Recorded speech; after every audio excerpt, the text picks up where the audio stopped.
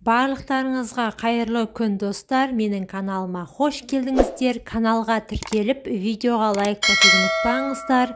Мына тағамдарды қосып жеме. Жемістер. Жемістерді ешқандай тағам түрімен қосып жеуге болмайды. Жемістің бір өзін ғана тұтынған жөн. Мәселен, қарбызды нанмен жейтін адамдар бар.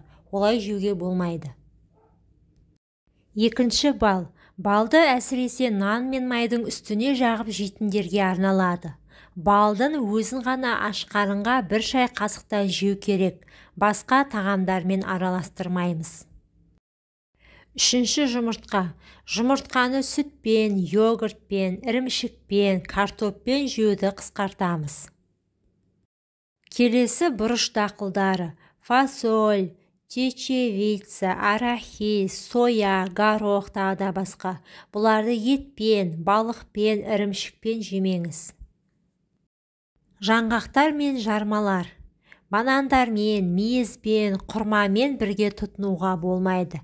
Назарларыңызға рахмет, пайдаларыңызға жарасын. Менің каналыма тіркелуді ұмытпаңыздар. Сіздермен пайдалы ақпараттармен бөлісетін боламын.